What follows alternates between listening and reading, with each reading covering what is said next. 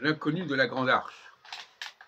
À propos de la question de la construction de la Grande Arche, au début des années 80, au début du premier mandat présidentiel de Mitterrand. Alors on sait qu'en 86, il y a eu la cohabitation. Et ça a perturbé le projet Grande Arche, que l'architecte lui appelait le cube. Quelque part, un cube, ça peut aussi se présenter comme une arche, si on ne regarde pas un des quatre côtés. Et il faut resituer ça autour de 1983, c'est-à-dire autour du tournant de la rigueur.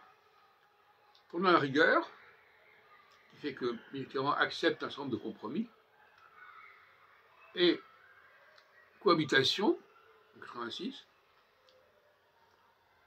avec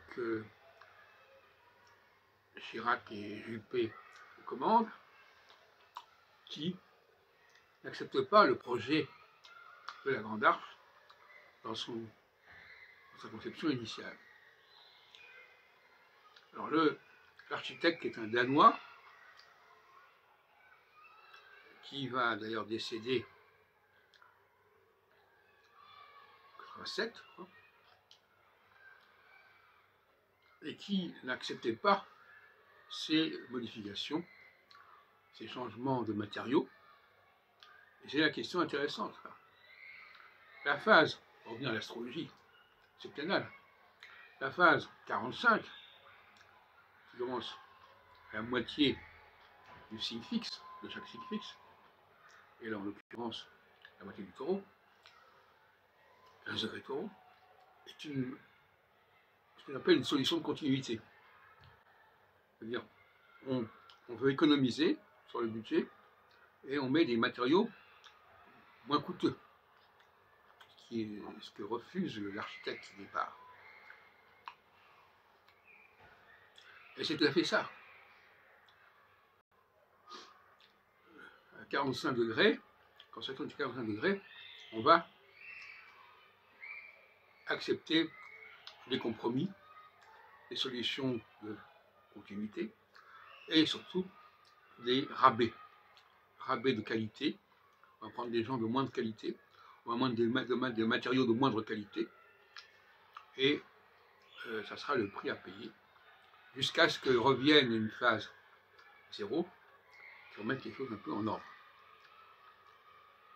Voilà donc la leçon de ce film intéressant, L'inconnu de la Grande Arche. Et dans les deux cas, c'est intéressant parce que on a oublié quel était ce rôle de cet architecte danois qui n'a pas pu terminer son travail comme il aurait souhaité.